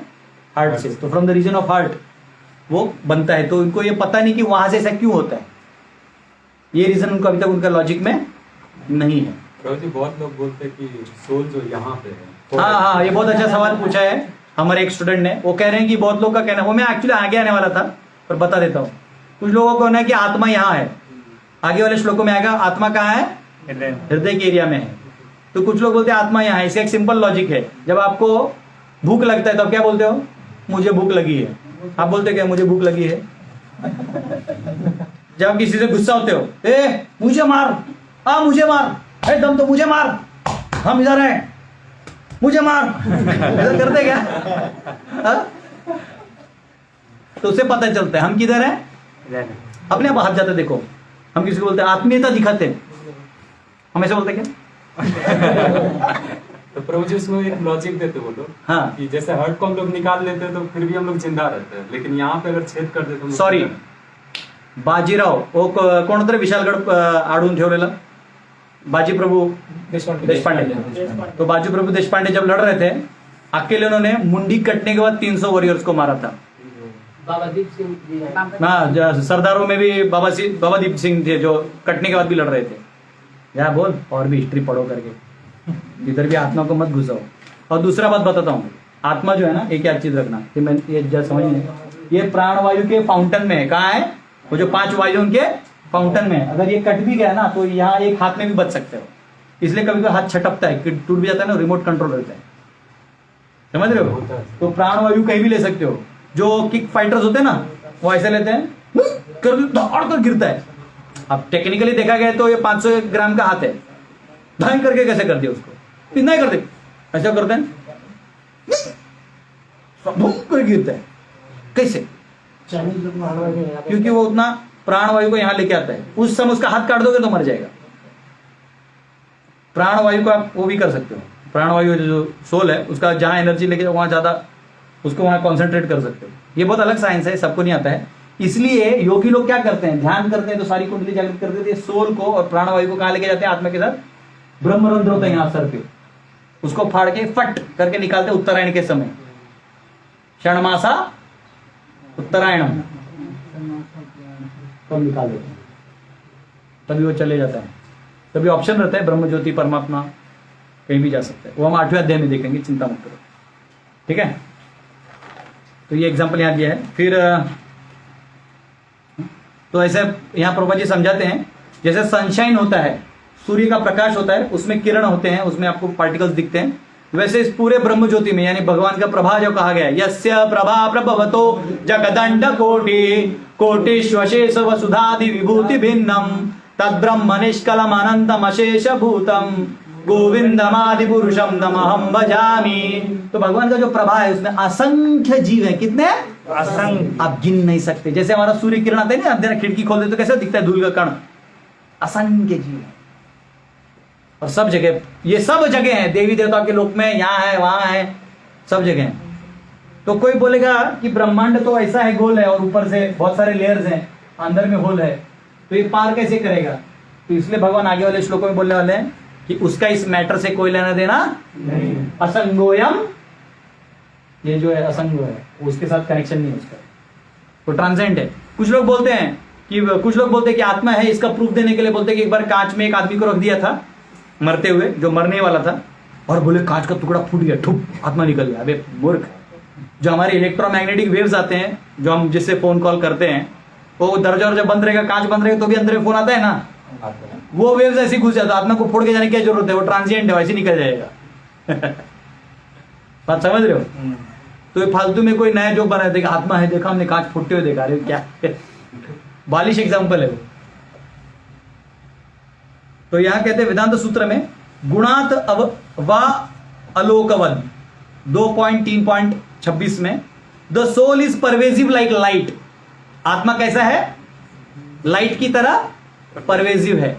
ऑल परवेजिव यानी सब जगह फैलने वाला, ये लाइट है, लाइट की तरह है। अब कैसे वो समझने के लिए थोड़ा सा उस लेवल पे रहना होगा। अभी हम सिर्फ समझ सकते बुद्धि से, शास्त्रों के माध्यम से समझ सकते। जैसे मैथ्स में होता है ना, root of -1 is equal to I, लेकिन आप रूट ऑफ -1 ग्राफ पे प्लॉट नहीं कर सकते। I² इज इक्वल टू -1, इसको प्लॉट कर सकते हो।